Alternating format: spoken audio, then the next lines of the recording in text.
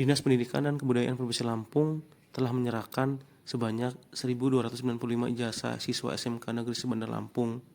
Hal tersebut disampaikan oleh Kepala Bidang Pembinaan SMK Disdikbud Lampung, Sunardi.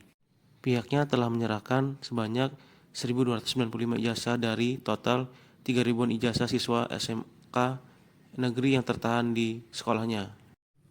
Ia mengatakan ijazah yang menumpuk ini peninggalan masa lalu, selalu dikaitkan dengan tunggakan. Pihaknya telah membuat posko untuk pengambilan ijazah dan diharapkan kepada orang tua yang masih enggan silakan datang ke sekolah untuk mengambil ijazah yang tertahan tersebut. Dengan persyaratan diantaranya membawa KK, kemudian KTP. Disdikbud memudahkan para lulusan untuk mengambil ijazah yang tertahan tersebut. Saat pengambilan jangan dipaksa untuk membayar para orang tua ataupun lulusan tersebut. Para lulusan diharapkan datang dengan kesadaran sendiri, apalagi kalau mereka sudah bekerja. Jika dahulu susah membayar untuk uang komite dan saat ini telah keluar dari masalah tersebut, maka diharapkan bisa membayarnya. Sunardi mengatakan pihaknya akan membuat progres mengukur efektivitas posko yang didirikan tersebut. Pastikan lagi terkait dengan proses tindak lanjut hasil kajian ombudsman kemarin kan kita menyarankan terkait dengan pembagian ijazah ini. Jadi pada hari ini setelah kemarin melihat di posko SMA Negeri Semarang ini kita ke SMK melihat proses pembagian ijazah yang ada di sini. Termasuk kita ingin mengetahui sih sampai jauh mana kalaupun ada kendala dan sebagainya. Kita lihat progresnya relatif cukup signifikan ya. Dari hari buka sampai hari ini udah 1.000 lebih yang sudah terbagikan ya. 1.295 yang sudah terbagi.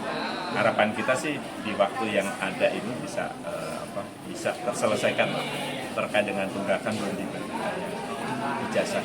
Walaupun sebenarnya batasan waktu itu hanya untuk di poskonya. Kalau itu juga siswa bisa ngambil di sekolah masing-masing.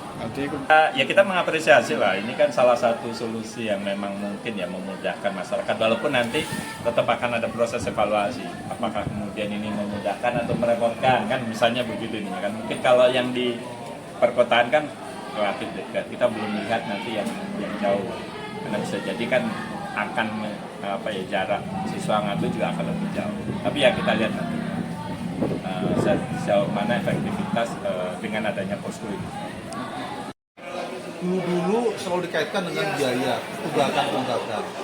Nah, mainstream ini masih lekat di orang tua wali murid, sehingga ketika sekarang masih sudah kita buat posko sekalipun, orang tua itu masih enggan, jangan. Jadi khawatir dulu lah. Waduh, jangan-jangan nanti kami ditagih lagi, kami nggak berani. Nanti apa jawaban kami? Sementara belum punya sama sekali, kan? Jadi nggak berani, nggak mau datang. Padahal kalau mau datang langsung, orang tua kandung, siswa langsung datang ke sekolah, tidak ada istilah untuk nggak dibagikan, gitu. Nah, gitu kan 5 juta. Terus ya nanti kerjasama pihak luar yang aktif Mas Bayu, aktif orang tua tertunggak itu.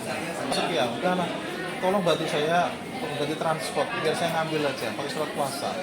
Dinamika problematika ada di lapangan. Tapi prinsip sekolah dinas itu adalah memudahkan tadi itu. Jangan dipaksa untuk membayar.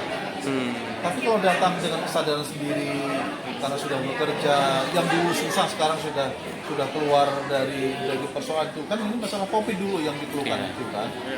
Dulu usahanya bangkrut, sekarang udah mulai usaha lagi, udah penghasilan rutin lagi, memberi, alhamdulillah. Dan kalau dalam istilah itu lebih barokah ilmunya lah. Pak, kalau Lampung sudah 1.295 yang sudah terambil dari hari pertama sampai sekarang. Dari 3.000 sekian yang belum diambil, berarti kan efektif ternyata. Untuk Bandar Lampung yang relatif jaraknya dekat, ya, kemudian komunikasi informasi cepat didapat, gitu, jadi kan cepat. Saya bayangkan tadi yang ada di Lampung Tengah, Tanggamus, yang daerah perbatasan di kanan, mungkin progresnya nggak sebagus yang ada di kota. Peta geografisnya ya Pak ya? Ya, hari terakhir masuk sekolah sebelum libur awal puasa. Selanjutnya tetap di Masing. Makanya nanti progres nanti kalau perlu kamu edaran lagi untuk dilanjutkan lagi nanti di sekolah masing-masing, dan prinsip sama, satu tidak boleh dikaitkan dengan biaya. yang harus mengambil orang tua kandung atau siswa yang bersangkutan dengan menunjukkan KK atau KTP. Nah, begitu. Sibuk kerja ya? Iya. Terus baru dikabarin dari sini boleh ngambil ijazah. Kemarin kerja pakai apa jadi? Pakai SKL. Pakai SKL. Oh. Surat keterangan lulus ya? Iya, surat Nah, keterangan. memang nggak ditanyain ijazahnya di tempat kerja. Itu bisa sih kalau pakai SKL juga. Nggak ditanyain lagi. Ya, karena kita lulusan baru. Tahun 2024 berarti ya? 2024. Oh. Terus kemarin? Hah? Karena belum Nunggak lu ya? Banyak kan kemarin? enggak juga sih. Enggak Tapi juga. memang di awal disuruh lunasin. Iya, dulu. di awal masih. Terus? Ya, Tapi memang belum ada uang ya. emang belum ada uang. Jadi hari ini apa aja nih yang suruh bawa tadi? Kita nunjukin KTP asli. KTP asli ya. Oh. Terus langsung dikasihkan sama Langsung pihak sekolah ya. SMK berapa sih? SMK 2 Bandung. SMK 2 Bandar Lampung. Oh. Siapa nama lo? Febri Arisa Putra. Febri ini? Muhammad Fauzi. Fauzi. Oh.